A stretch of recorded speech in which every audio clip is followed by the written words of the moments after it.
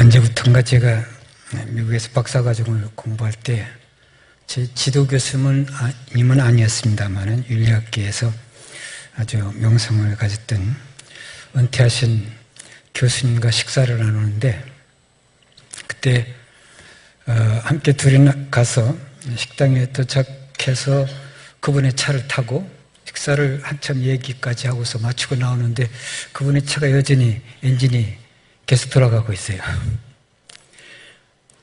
그러고서 문은 또 닫혀 있는 거예요.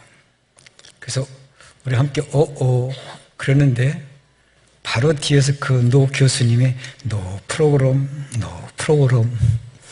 그러니 지갑 안에서 감추어둔 열쇠를 꺼내가지고 그것을 이제 문을 열고 엔진이 이미 켜져 있는 상태니까 이렇게 함께 이 숙소로 돌아온 그런 경험이 있습니다. 그 이후로 제가 무슨 문제가 있으면은 노 프로그램 오늘 예배가 이렇게 늦었어도 노 프로그램 왜냐하면 신학적으로 설교는 이 교회에서 갖고 있는 이 두 의식 침례와 성만찬의 해석이다 라는 말이 있습니다. 그러니까 설교가 먼저가 아니고 이 침례와 성만찬 이거는 보여지는 말씀입니다. 진리를 통해서 그리스도인들이 이렇게 중생을 체험하고 고백하고 여러 사람 앞에서 간증하고 이렇게 해서 비로소 하나님의 자녀가 되고 그 다음에 우리 가운데에서 죽으신 예수 그리스도를 기념하기 위해서 성만찬을 행합니다. 그것에 대한 해석이 그 설교다라고 이렇게 신학적으로 말하기도 합니다. 따라서 이것이 길어지면 설교가 줄어들면 됩니다. 예. 무엇보다 더 귀한 것이 바로 침례이고 성만찬입니다. 오늘 이렇게 침례 받으신 두 분에게 다시 한번 축하하며 이렇게 감사의 말씀을 드립니다. 제가 설교 제목을 종말 맹증이라고 했는데 맹증이라고 하는 말은 바로 눈 멀었다 그런 뜻입니다. 눈이 멀었다. 뭐에 대해서 눈이 멀었느냐 하면은 바로 이 시간에 대해서 눈이 멀었다는 말입니다.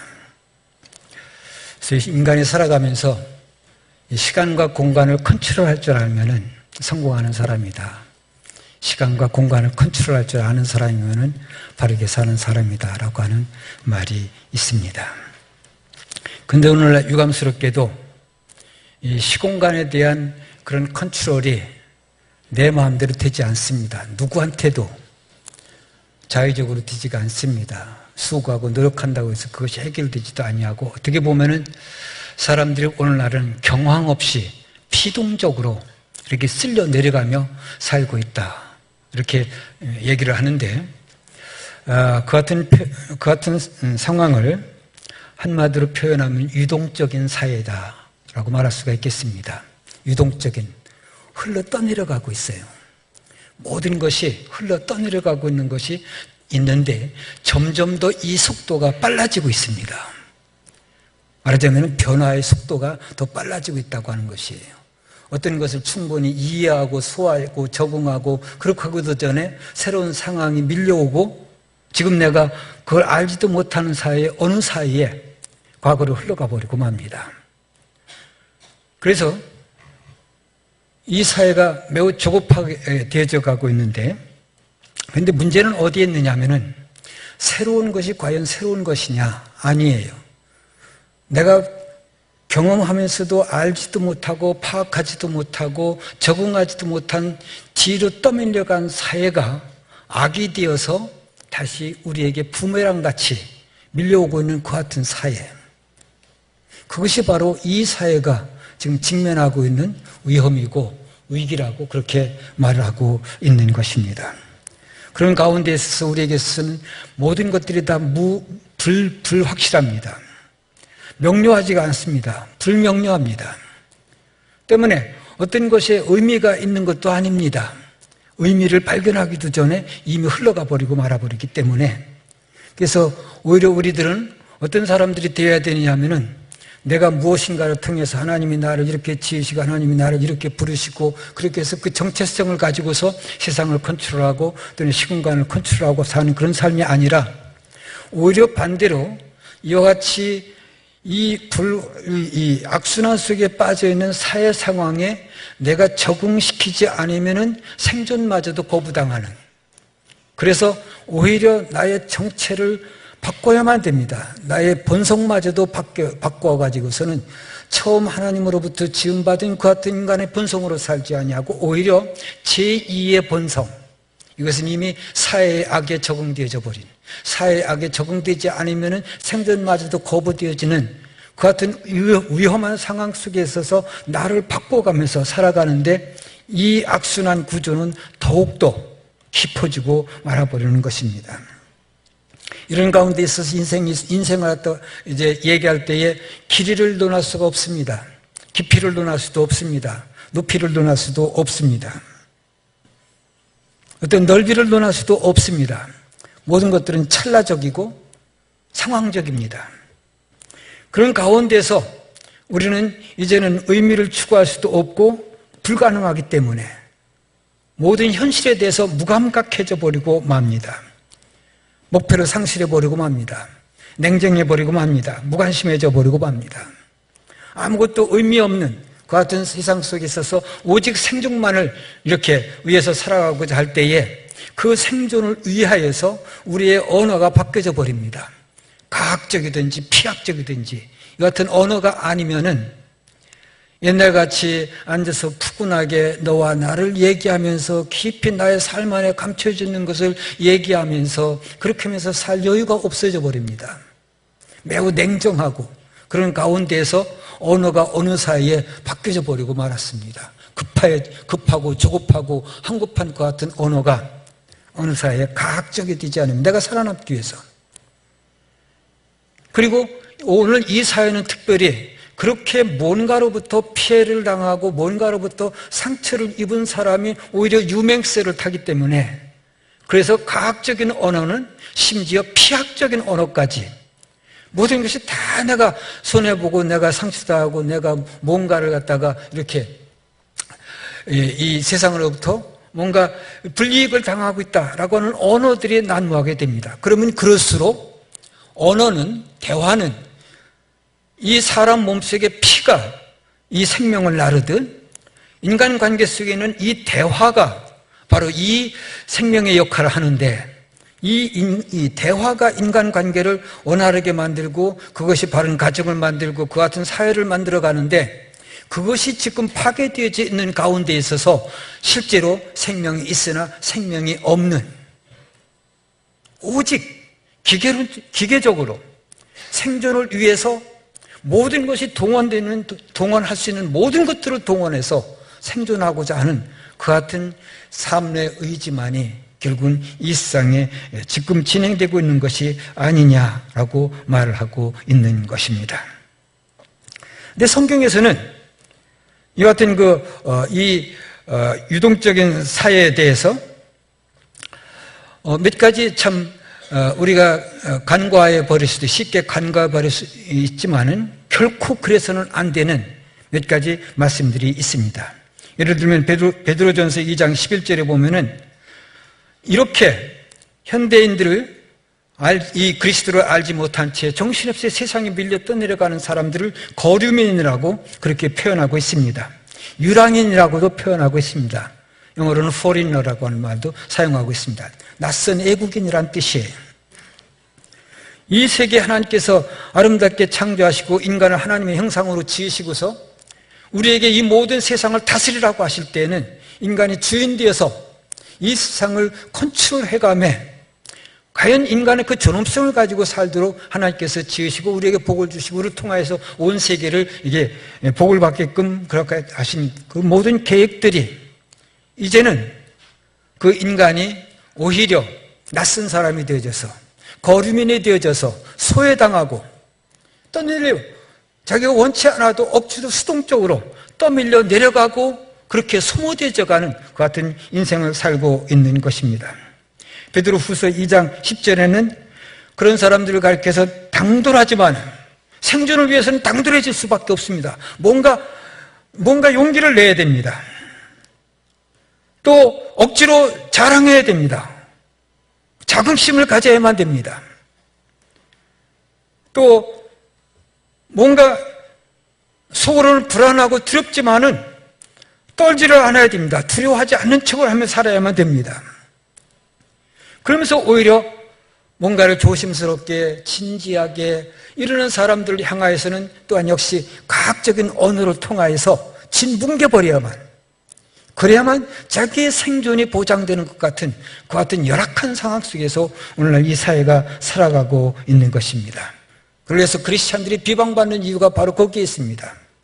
그리스도인이 잘못 행해서 비방받을 수 있지만 그리스도인이 온전히 하나님의 뜻을 따라서 살려고 할 때 비방받는 이유가 바로 그 앞에서 자기 자신들의 정체가 드러날까 봐 그것을 덮어버려야만, 자기도 덮어지고 그래야만 바로 거기서 나의 생존의 전략들이 먹혀 들어가고 있는 그 같은 사회 속에서 오늘 현대인들이 참으로 어렵게 살아가고 있는 형편인 것입니다. 제가 베드로후서 말씀을, 베드로후서 2장 12절서부터 15절 말씀을 한번 여러분들에게 읽어보도록 하겠습니다. 그러나 이 사람들은 본래 잡혀 죽기 위하여 난 이성 없는 짐승 같아서 그 알지 못하는 것을 비방하고 그들의 멸망 가운데서 멸망을 당하며 불의의 값으로 불의를 당하며 낮에 즐기고 노는 것을 기쁘게 여기는 자들이니 점과 흠이라. 너희와 함께 연애할 때에 그들이 속임수로 즐기고 놀며 음심이 가득한 눈을 가지고 범죄하기를 그치지 아니하고 굳세지 못한 영혼들을 유혹하며 탐욕에 연단된 마음을 가진 자들이니 저주의 자식이라.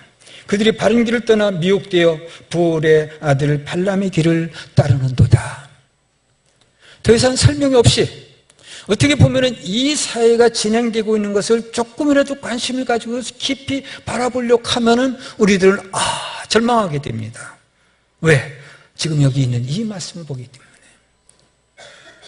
이 베드로는 이 말세의 때에 성도들이 유혹받는 것을 경계하기 위해서, 말세의 때의 성도들의 믿음을 지키도록 하기 위해서 기록되어진 서신입니다. 그 속에서 바로 그 2000년 전에 오늘 살고 있는 이 세계를 정확하게 진단하고 있습니다. 대체 여기에 있어서는 악이 승합니다. 악이 정당하다고 인정을 받습니다. 악이 오히려 박수를 받습니다. 칭찬을 받습니다. 선하게 살려고 하는 사람들이 경우에 있어서는 뭔가가 이제는 지탄받고 그렇게 살면 안 되라고 하는 그 같은 이제 충고를 받고 있는 사회가 되어져 버리고 마는 것입니다. 여러분들 계시록을 보게 되면 각 교회들에 대한 소개가 나오고 거기에서 하나님이 칭찬하신 것과 하나님의 책망하신 사실들이 나오는데 책망의 사실들에 대해서는 주로 세 가지 얘기들이 나오게 되고 있습니다. 그것은 뭐냐면은 바로 이 발람의 교훈, 그 다음에 니콜라당을 따르는 것, 그리고 이세벨의 교훈을 쫓아서 사는 것. 이 세 가지가 바로 이 하나님께서 이 말세를 맞이한 이 교회를 향한 그 같은 책망의 주제로 떠오르고 있습니다. 이 모든 것들은 바로 이 핵심적으로 사람들로 하여금 유혹의 말을 통하여서 이제 이 우상을 섬기게 하고 음란에 빠지게 하는 그 같은 죄를 지게 하는 그 같은 일들이 바로 이들이 가운데 속해져 있는 것입니다. 발람의 교훈이라고 했을 때 이 발람은 바로 이스라엘 백성들에게 예언하라고 한, 그러나 그 예언 속에서 결국은 거짓 예언을 통하여 이스라엘 백성들로 하여금 우상을 섬기게 하고 그 다음에 음란에 빠지게 한 것이 바로 이 발람의 교훈입니다. 그 다음에 이 니콜라당이라고 하는 것은 여러분들 어디서 온지 많은 사람들이 의아하게 생각하고 있습니다. 그래서 구약을 찾아보고 신약을 찾아보고 그렇지만은 어디서 찾을 수 있느냐? 니콜라라고 하는 이름을 바로 7 집사님을 선택했었을 때에 그 선택된 7 집사님의 마지막 사람의 이름이 니콜라입니다. 근데 그 사람의 정체를 보면 그 사람은 헬라인이었다가 유대인으로 바뀌어지고 유대교에 등록을 하고 그 다음에 유대인에서 이제는 지금 그리스도인이 되어서 교회의 집사까지 오르게 됐습니다. 이런 사람들은 곧 절박한 상황 속에서 오늘과 같은 상황 속에서는 또 달리 트랜스퍼에 갈 사람들입니다. 또 바뀌어질 사람들입니다. 바로 이런 것들이 오늘 이제 교회의 위협이 되고 이것을 쫓아서 그냥 살다 보면은 우리 신앙의 위기가 되어져 버리고 마는 것이, 이런 사회 속에서 과연 우리가 어떻게 살아야 될 것인가? 도무지 내가 무엇이 벌어지는 줄조차도 알지 못하는 상황이 휙휙 지나가고 있는데 그 속에서 내가 어떤 정신을 가지고 어떤 믿음을 가지고 어떤 정체성을 가지고 살아야 하는지 정말로 이 세계가 어려운 사회에 직면되어지고 있는 것입니다. 근데 저는 성경에서 바로 이 마가복음 가운데 이런 이와 같은 사회 속에 있어서 다시 한번 신앙에 접근하려다가 위기를 맞고 있는 한 사람을 발견하게 됩니다. 오늘 읽은 본문 말씀 가운데서 보면은 12회를 혈루증으로 앓고 있던 여인, 이 여인을 소개할 때 이름이 소개되지 않습니다. 그래서 한 여인입니다. 익명의 여인이에요. 유동적인 사회는 또 달리 말해서 익명적인 사회라고도 말하고 있습니다. 익명적인 사회의 특징은 바로 오늘 대중, 매스 소사이어티라고 하는 바로 이 대중 사회가 곧 익명의 사회라고 흔히들 말하고 있습니다. 바로 이 여인의 경우가 익명으로 소개되고 있는데, 익명으로 소개되고 있는 이 여인의 상태가 보통의 상태가 아닙니다. 그는 12회를 혈루증으로 앓고 있습니다. 구약 성경에 보면 혈루증으로 앓고 있는 여인의 경우에, 사람들의 경우에 있어서는 동구 밖에 내쫓아옵니다. 불결한 여인이라고 해서 공동체 안에 받아들이지 않습니다. 이 여인은 몸이 지금 아픈 상태인데 쫓겨난 상태 속에 있어서 고독하고 외롭습니다. 오늘 여러분들 외롭지 않은 사람 손 들어보세요. 외로운 사람들이 많이 있어요. 공개적으로 나는 외롭습니다 하고 손을 못 들 정도로 많아. 외로운 사람들은 또 사람들을 만나서 털어놓고 얘기하고 싶은데 오늘 이 사회가 그것을 용납하지 않아. 그래서 가까스로 외로운 사람을 만나서 우리 잘 만났다. 그런데 외로운 사람과 외로운 사람이 만나면 외로움의 갑절이나 배가 되어져 버리고 말아요. 그래서 더 외로워져 버리고 말아요. 어떻게 보면 이 여인의 경우에서는 지금 절박한 삶의 상황 속에서 그 외로움을 극복하기 위해 치료가 절실했던 것입니다. 뭐가 아깝겠습니까? 그래서 이 여인의 경우에 있어서는 자기에게 지금 남아있는 모든 것들을 다 동원해서 치료받기를 원하고 있습니다. 그래서 소위 전문가를 찾아가게 됩니다.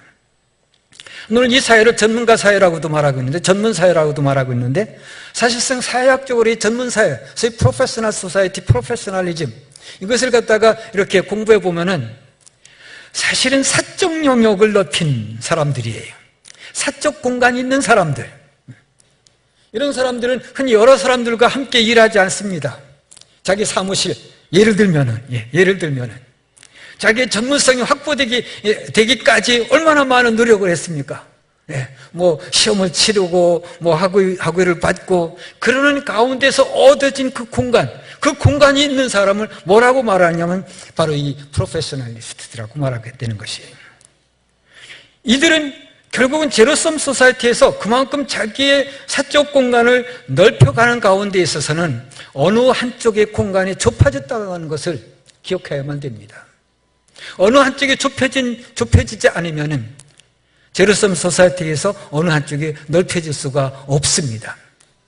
희생을 통하여서, 다른 사람의 희생을 통하여서 높아지고 얻어지고 그 다음에 누리게 되는 그 같은 삶이 세상을 편하게 합니까? 세상에 자유를 줍니까? 세상에 어떤 소망을 줍니까? 오늘 점점 더 깊어져 가는 것 같은 이 프로페셔널림 속에 있어서 사람들은 더 외로워지고 더 고통스러워지고 어딘가에서 자기 문제가 있지만 그 문제를 다 내놓고서 거기서부터 해결을 받을 만한 곳이 오늘 우리가 살고 있는 이 세상에 더 이상 없어져 버리고 만 것입니다. 오늘 여러분들 특별히 예수님께서는 부자를 그렇게 미워하신 것이 아니에요. 부자에서는 안 된다 그런 문제가 아니에요. 그런데 문제는 무엇이냐면은 부자가 하나님 나라에 들어가는 것은 낙타가 바늘길을 통과하는 것보다 더 어렵다. 가난한 사람, 심령이 가난한 자는 복이 있나니라고 하는 이 말씀 속에서 부자를 증오하고 미워하는 것이 아니라 부자가 갖고 있는 위험성을 경고해주고 있는 것입니다. 부자라고 하는 것은 무엇입니까? 그와 같은 사적 공간을 확보되어진 사람, 그것이 넓어진 사람. 그래서 이 사람의 경우에 있어서는 자기가 가지고 있는 문제를 다른 사람에게 내보이지 않고서도 얼마든지 살아나갈 수 있는 사람입니다. 부끄러움이 있든 자기에게 부족한 것이 있든 부자들의 경우에 있어서는 그것이 적나라하게 다른 사람에게 드러나지 않습니다. 담도 높고 집에 벽도 두텁고 그 다음에 충분히 자기를 감출 만한 그 같은 여건들이 조성되어져 있는 가운데서 바로 이 부자들이 하나님과 담을 쌓을 수 있고 사람들의 모든 사람들에게 자비를 베풀지 않냐고 동정을 베풀지 않을 수 있는 그 같은 비도덕성에 빠질 수 있기 때문에 예수님께서 경고하신 것입니다. 가난한 사람들은 뭡니까? 도무지 자기를 가릴 것이 없어. 심지어 옷으로도 자기를 가릴 것이 없어. 다 드러내야만 하는 삶 속에 있어서 정직하지 않으면 아니 돼. 자기를 드러내놓고 그렇게 해서 긍휼을 구하지 않으면 아니 돼. 그것이 어느덧 하나님과 가까워질 수 있는 성품이기에 그래서 예수님께서는 마음이 가난한 자는 복이 있나니 천국이 저희 것이며 부자를 경고하면서 천국에 들어가기가 어렵다라고 말하고 있는 것입니다. 이 여인의 경우에 있어서 자기의 소유가 어느 정도 있었을 땐 그것으로 자기의 문제를 해결할 수 있으리라고 믿고서 전문가들을 찾아갔습니다만 그러나 그들마저도 결국은 자기의 영역의 확보가 관심이지 사람들의 치유의 문제, 사람들의 문제에 대한 해답을 다 갖고 있지가 않습니다. 이것이 오늘 우리가 이 사회 속에서 경험하고 있는 것이 아닙니까? 사람을 찾아서 오늘 해답을 얻을 때가 어디에 있습니까? 결국은 다 자기들의 사적 공간을 넓히기 위한 생존 경쟁에서 어느 사람은 그것이 확보되어져 있고 어느 사람은 그것이 확보되지 않은 가운데서 이 층이 더 넓어지고 이 간격이 더 확대되어 가는 가운데 이 사회의 고민은 더욱더 깊어져 가고 있는 것입니다. 때문에 이 여인의 경우에 있어서는 이 사람 저 사람 찾아다니면서 치료를 구했지만은 그것을 통해서 결코 치료가 일어나지 아니했습니다. 그 가운데서 자기의 소유가 다 그들에게 넘어가 버리고 말았습니다. 그리고 오히려 얻은 것은 더욱 중하해진 병입니다. 그때 루머가 옵니다. 그때서 비로소 루머에도 귀를 기울이게 됩니다. 여러분들 한번 묻겠습니다. 여러분들이 그리스도인이 되고 예수 그리스도를 믿게 된 것은 루머에 의해서입니까? 처음부터 복음에 의해서입니까? 교회 가면은 병 고친대. 교회 가면은 뭐 문제가 해결된대. 교회 가면은 우리 아들 딸들이 예비고사 잘 본대. 승무시험 잘 본대. 대학 합격해서 무난하대. 자기의 문제를 해결을 받기 위해서 이런 이야기를 번져지는 것은 이거 복음이 아닙니다. 이거 루머예요, 루머. 근데 대부분 오늘 우리가 복음을 바르게 전하지 못하면 사람들이 무엇을 통해서 교회에 오게 되냐면 루머를 듣고서 교회에 오게 됩니다. 루머를 듣고서. 그러고서 만약에 어떤 자기 안에서 이 여인의 경우처럼 뭔가가 나은 것 같다라고 하는 증세가 나타났을 때에 그만 자기 도취에 빠져버리게 되고 그리고서 우리는 한 번도 예수 그리스도와 만난 적이 없이 예수 그리스도와 깊은 교제가 없이 그리스도인이 된 채 살아갈 때에 교회가 어지럽습니다. 그런 교회가 있는 사회에 결코 해답이 없습니다. 더욱더 병은 깊어져 가게 되는 것입니다. 오늘 본문 말씀이 이 사실을 우리에게 얘기해 주고 있는 거예요. 루머를 듣고서 예수에게로 다가가자 했더니 예수 그리스도의 주변에는 벌써 많은 사람들이 모여 있습니다. 그것을 성경은 뭐라고 표현하냐면 무리라고 말하고 있습니다. 무리는 또 다른 말로 표현하면 대중이에요. 이 메스. 대중들. 흘러 떠내려가는 사람들. 루머에서 사는 사람들. 자기 자신이 소신을 갖고 살지 못하는 사람들. 언제든 남의 비유에 맞춰서 살아요. 남이 날 어떻게 생각할까? 남이 무슨 옷을 입고, 남이 어떤 자동차를 타고, 남이 지금 무엇을 즐기며 살까? 거기에 맞춰서 사는 사람들을 가리켜서 바로 대중이라고 이렇게 말을 하고 있는 것입니다. 그 많은 대중들이 예수의 주변에서 밀치고 땡기고 야단입니다.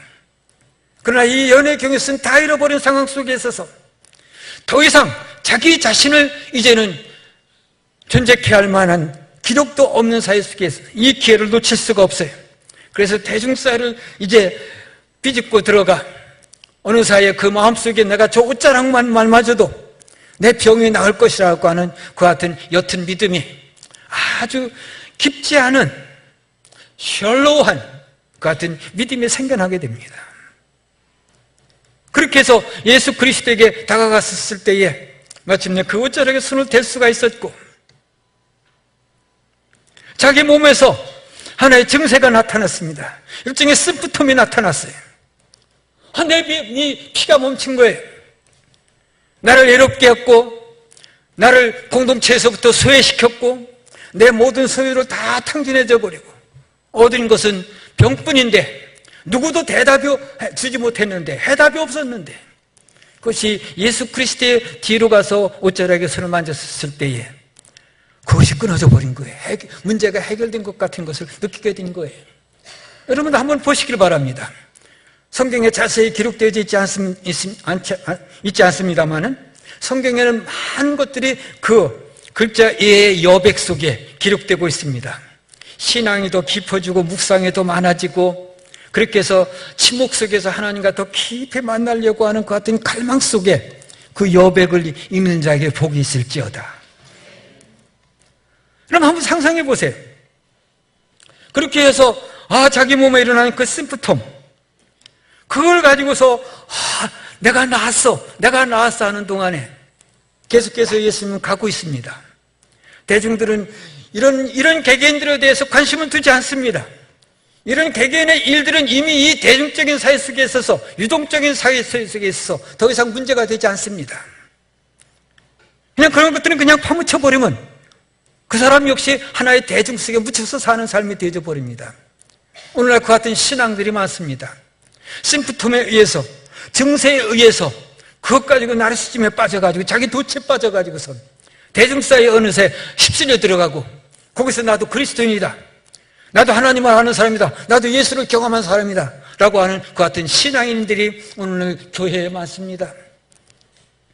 이런 교회가 세상에 대해서 빛과 소금의 사명을 감당할 수가 없어요. 이런 교회가 세상의 문제에 대해서 해답을 제공할 수가 없습니다. 그러나 예수님은 다릅니다. 무리들이 다 그렇게 하고, 심지어 이와 같이 이 혈루 근원이 그쳐진 여인의 경우마저도 자기 덫에 빠져서 있었을 때, 그러나 예수님은 가던 길을 멈춰서시고 말하셨습니다. 우리가 증세를 느낄 때에 예수님에게서는 더욱 민감하게 느껴집니다. 우리가 아플 때 예수님 그 사실을 아십니다. 우리가 고통받을 때 예수님이 전혀 모르시는 분이 아니십니다. 그가 서시면서 뒤로 돌아도 말씀하시기를, 누가 내 옷자락에 손을 대었느냐? 제자 중에 한 명이 그렇게 말했습니다. 아니, 이 정황 속에서 여러분들, 이 정황 속에서, 이 상황 속에서 그 상황이 무엇인지 아십니까? 익명적인 사회, 유동적인 사회, 이 정황 속에서 주님이 이제 내 옷자락에 손을 댄 자가 누구냐고 물으시면 어떻게 합니까? 여러분들은 이 정황 속에 머물러 있을 것입니까? 이 정황을 합리화시킬 것입니까? 이 정황 속에서 진행되는 문제 속에 그것을 합리화시키고 나도 거기에 동화되어져서 그래서 살아가기를 원하고 계십니까? 예수님께서는 가던 걸음을 멈추시고 뒤를 돌아보시면서 누가 내 옷자락에 손을 대었느냐? 그 가녀린 애침, 그 가녀린 가냘픈 손길을 그분은 하셨습니다. 그것이 그의 내면에서부터 느껴졌습니다. 그 모든 능력이 내게서부터 나갔다. 그분의 능력, 그분의 영광, 그분의 존귀함, 그분의 거룩함, 그것은 바로 우리들을 위한 것이었어요. 그분의 넘치는 사랑, 그것은 다 연약한 자들을 위한 것이었어요. 그래서 그분이 이 세상에 내려오셨습니다. 그분이 우리를 위해서 십자가에 달려 돌아가신 거예요. 십자가에 달려 돌아가셨을 때 아버지 하나님께서 성령의 능력을 통하여 그를 살려내셨습니다. 하나님께 있는 모든 것들, 예수 그리스도 안에 있는 모든 능력들, 이것은 바로 우리들을 위한 것이고 우리들을 위한 것이 아니에요. 대중들을 위한 것이 아니에요. 미치고 떼 맺히면서 큰소리 치는 사람들을 위한 것이 아니에요. 절실한 마음으로 치유받기를 원하며 고침받기를 원하며 회복되기를 원하며 참인간이 되기를 원하는 사람들의 연약한 외침, 연약한 손길에도 반응하시는 하나님, 그곳에 가던 길을 멈추시고 누가 내 어찌라기에 손을 대었느냐 물으신 그 예수님이 여러분들의 주인이십니다. 우리가 믿는 예수 그리스도가 바로 그런 분이에요. 그분이 심령을 위해서 죽음까지 당하심으로 말미암아 우리의 죄를 다 용서해 주시고 지금도 여전히 살아 계셔서 우리의 주님이 되신 분이세요.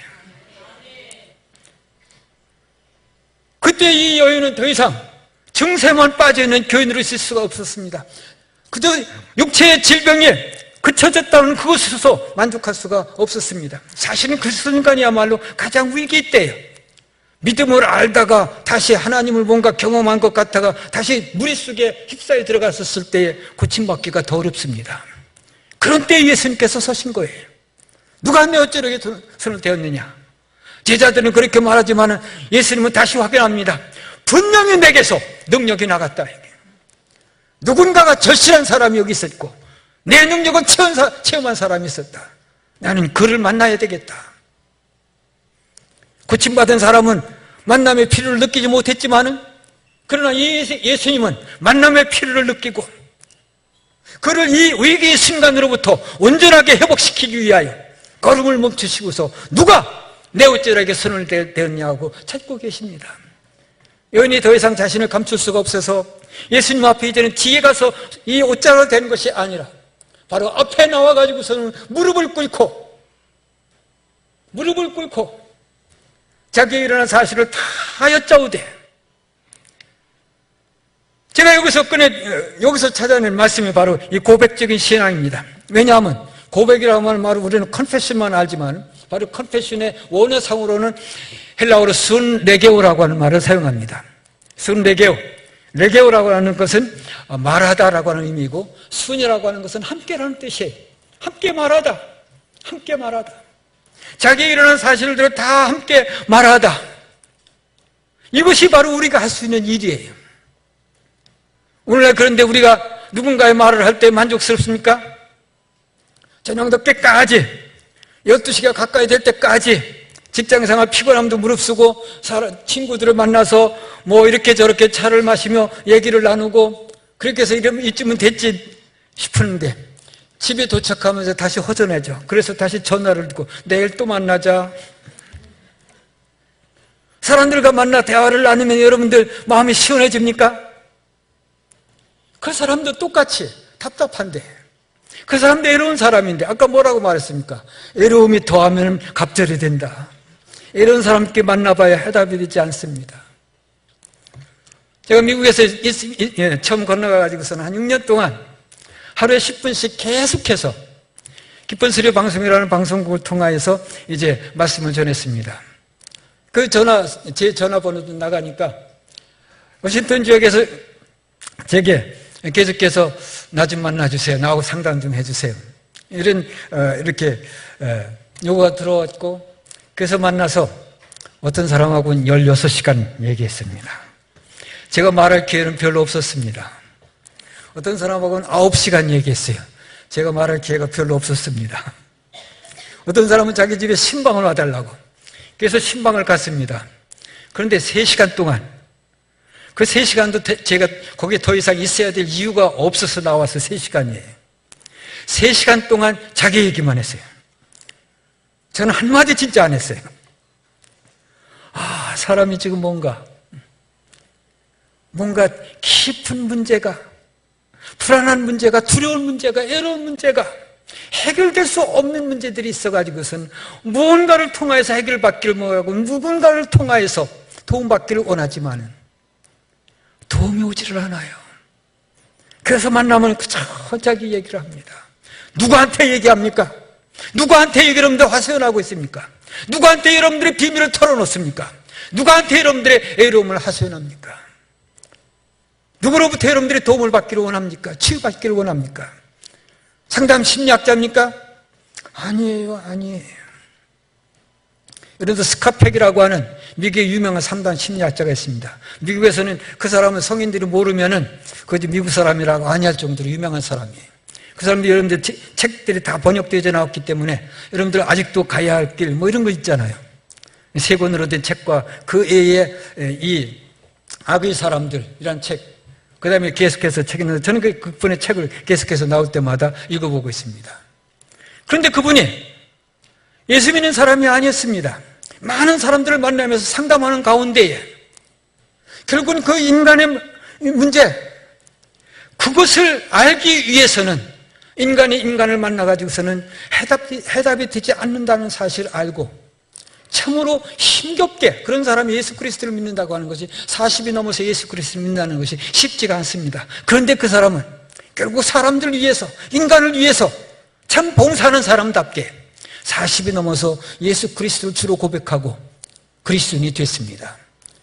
이제는 예수 그리스도와 함께 더불어서 사람을 만납니다. 성경과 더불어서 함께 사람을 만납니다. 그런데 또 한 번의 책이 나온 이유가 바로 그것입니다. 악의 사람들 속에 있어서는 인간 속에 있는 악을 갖다가 만나고 규명하고 그 다음에 그것을 이 얘기로 듣고 하는 가운데 있어서 사탄의 정체를 인정하지 않으면 아니 되겠기에 이건 인간으로서 하나님이 형상으로 지음받은 인간으로서는 이와 같은 도로 뛰어넘을 수가 없는데 그래서 그는 사탄의 존재를 인정하였습니다.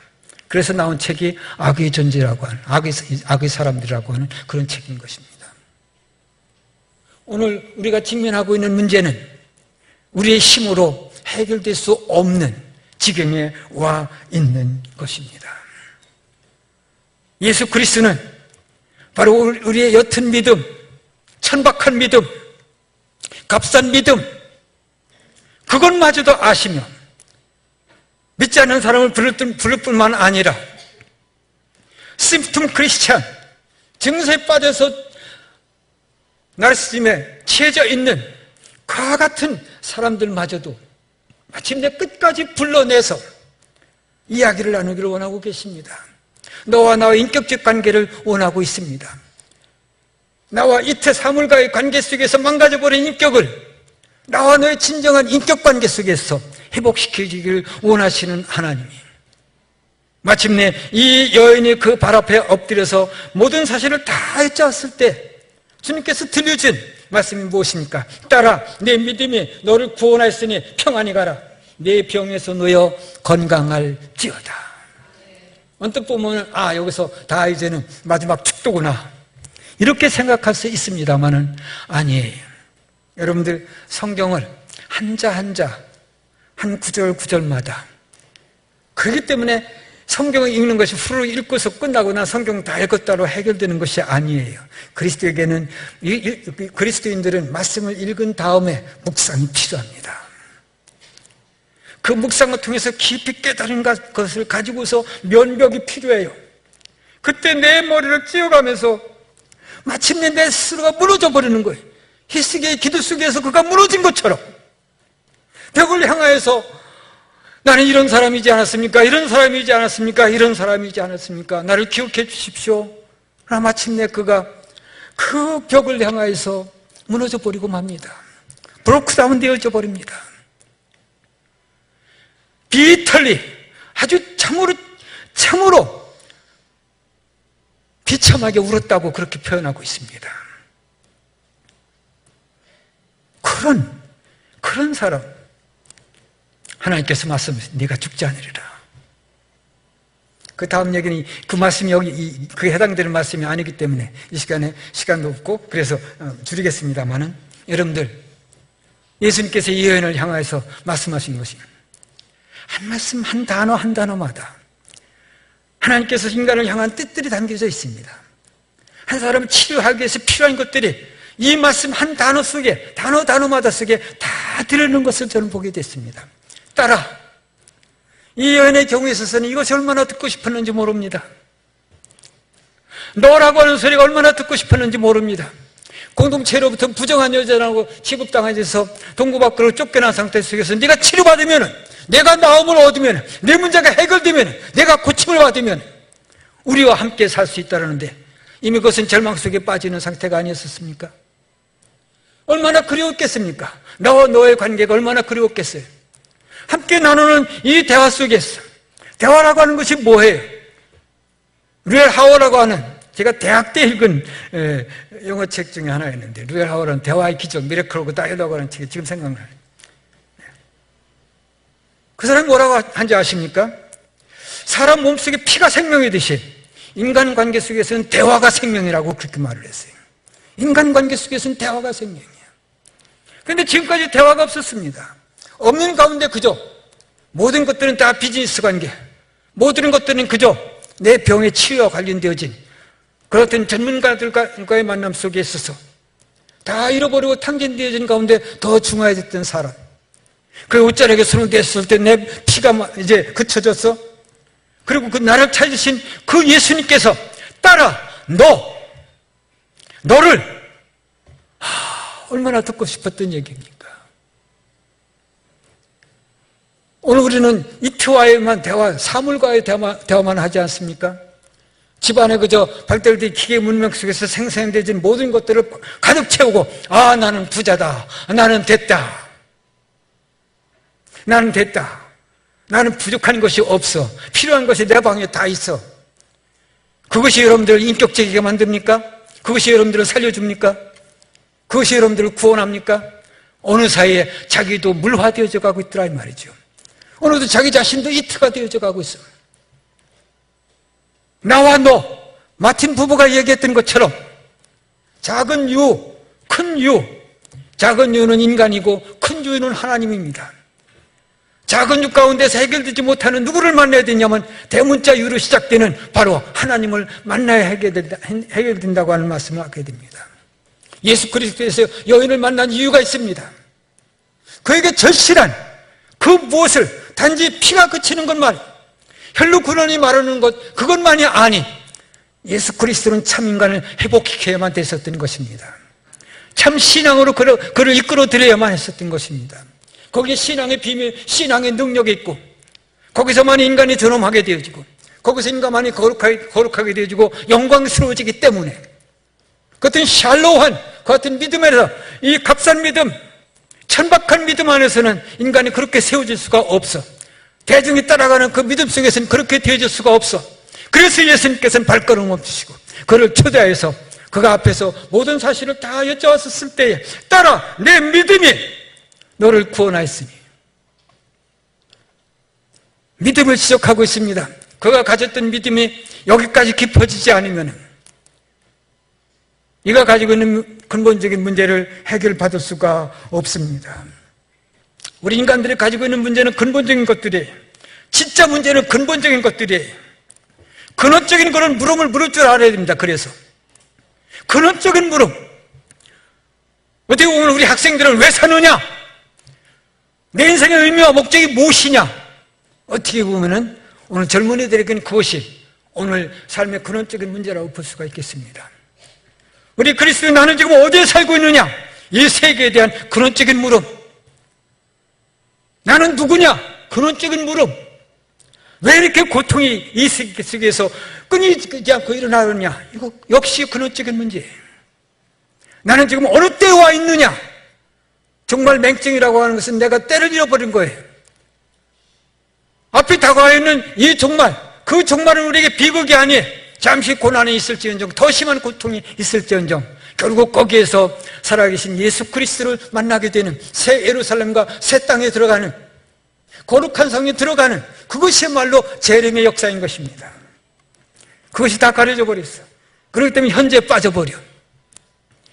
눈이 먼다고 하는 것은 먼 것을 보지 못하든지 가까운 것을 보지 못하든지 그것도 마찬가지, 그것도 블라인드의 상태인 것입니다. 여러분들, 믿음이 바로 그 문제입니다. 믿음이 바로 그 문제를 터치하는 것이에요. 믿음이 바로 그 문제와 연결되는 문제예요. 그렇기 때문에 이 온전한 믿음 속에서 다시 예수님께서 하신 말씀으로 돌아가면 너를 구원하였으니, 이 구원이라고 하는 말을 우리들은 잘못 이해하고 있습니다. 우리 구원이라는 말은 우리 죽어서 천당 가는 문제를, 예수 믿으면 죽어서 천당 받고 복 받는 것이 구원이다라고 하는데, 구원은 그보다도 훨씬 더 풍부한 의미를 지니고 있습니다. 이 셀베이션 속에서는 샬롬의 의미도, righteous, 정의의 의미도 포함되어 있습니다. 우리가 성화되어지는 것도 포함되어 있습니다. 거룩하고 영광스럽게 되는 것도 이 구원 속에 포함되어 있는 것이, 네 믿음이 너를 구원하였으니 평안히 가라. 네 병에서 누워 건강할지어다. 오늘 질병들이 많은 그 질병이 육체적 질병만이 아닙니다. 사회적인 질병, 영적인 질병, 이런 것들이 만연하고 있는 때 우리에게 절실하게 건강이 요청되고 있습니다만은 오늘날 사람들은 오직 육체적인 건강만을 관심을 두고 있어요. 육체적인 건강이 최고야. 뭐니 해도 건강이 최고야. 잘못 들으면 뭐니 해도 그것보다도 더 최고가 건강이야. 이런 소리로 들려요. 그러고 보면은 일종의 이게 뭐랄까, 이게 한참 생각하고 이제 개념을 또 만들어낼 수가 있을 것 같아. 그 속에서 사실상 우리들은 우리의 생명을 심지어는 기계적으로 맡기면서 연장되는 것을 그걸 복이라고 생각하고 100세, 120세를 논하고 있어. 이 상태에서 100세, 120세 사는 것은 어떻게 보면은 100세까지는 몰라도 이제는 120세 사는 것은 그게 산 지옥일 것 같아요. 예수님께서 우리에게 말씀하신 건강은 그게 아닙니다. 건강이라고 하는 것은 온전한 관계의 회복이에요. 인간이 인간다워지는 거예요. 바로 이 인명의 사회 속에서 다 감추어지고 가려워지고, 그래서 서로가 서로를 알지 못하는 사회 속에 있어서 서로가 연결되어지고 서로가 만나게 되어지면 거기서 서로 과학적인 피학적인 언어로 대해서 깊은 상처를 받는 것이 아니라 격려받고 위로받고 용서받고 회복되어지는, 그것이 바로 건강이에요. 그와 같은 건강한 자아가 건강한 가정, 건강한 교회, 건강한 사회를 만들어내고, 그래서만 우리는 비로소 인간다움을 회복하고 살아갈 수가 있게 되는 것입니다. 저는 여기 오기 전에 아름다운 교회 소식을 많이 들었습니다. 과연 와보니까 아름다운 교회이군요. 그래서 제가 이 교회를 위해서 말씀을 부탁받았을 때 기도를 했습니다. 하나님, 저는 부흥 강사도 아니고 어떻게 뭘 전하라고 뭘 전해야 될까요? 그랬을 때 제 말씀에 들려지는 말씀이 뭐냐면은 요한계시록을 읽어라, 뜻밖이었습니다. 저는 요한계시록을 다뤄본 적이 없습니다. 요한계시록은 아직 제가 터치할 만한 그런 영역이 아니라고 저도 그렇게 생각하고 있었습니다. 근데 그 말씀에 계속해서 요한복음 한번 읽어봐라 라고 하는 제 마음속에 들려오기 때문에 저는 그 이후로 요한복음을 여러 번 읽었습니다. 영어로 한번 읽었다가 한국말로 읽었다가 그 다음에 또 읽고 묵상하며 읽고 그러는 가운데에서, 그럼에도 불구하고 이거는 저 해석하지 못하겠습니다. 저 요한계시록 저 못 다루겠습니다. 그렇게 하면서 저는 본문으로 요한계시록을 여러분들에게 열지 않았습니다. 그럼에도 불구하고 거기서 종말 맹점이라는 말을 찾아내게 됐고, 그리고 모든 제가 지금 제목을 달고서 얘기하는 이 모든 것들이 이 종말의 때에, 마지막의 때에 우리 그리스도인들이 어떻게 살아야 되느냐라고 하는 문제를 오늘 여러분들과 더불어서 함께 나누고 있는 것입니다. 아름다운 교회가 되기까지 여러분들 얼마나 수고가 많으셨습니까? 목사님의 기도의 눈물을 얼마나 많았겠어요? 여러분들의 땀과 수고를 얼마나 많았겠습니까? 그렇게 해서 이곳에 이와 같이 아름다운 교회를 세워놨습니다만, 그러나 저를 향해서 여러분들에게 들려드릴 한 말씀이 주님께서 준비되신 것 같아요. 아름다운 교회에서 그치지 말고 이기는 교회가 되라. 그것이 바로 이 일곱 교회를, 계시록에서 일곱 교회를 향해서 주신 하나님의 말씀이었습니다. 이기는 교회가 되라. 이기는 교회가 되기 위하여서 오늘 우리의 믿음들이 더욱더 견고해져야만 되겠습니다. 인내가 있어야만 되겠습니다. 굳건한 반석에 세워져야만 되겠습니다. 말씀과 더 가까워져야만 되겠습니다. 말씀과 가까운 길만이 하나님과 가까워집니다. 말씀이 내게 친숙한 만큼 하나님도 내게 더 가까이 있으며 더 가까이 다가오게 됩니다. 거기서 비로소 우리들은 우리의 삶의 건강함을 누리고 우리의 복을 누리게 되는 것입니다. 여러분들에게 이 축복이 함께하기를 예수님의 이름으로 축원합니다. 우리 같이 기도하겠습니다. 아버지 하나님, 이 아름다운 교회 지금까지 함께하신 것을 감사하옵나이다.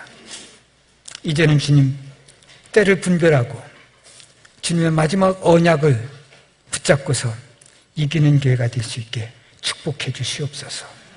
예수님의 이름으로 기도하옵나이다. 아멘.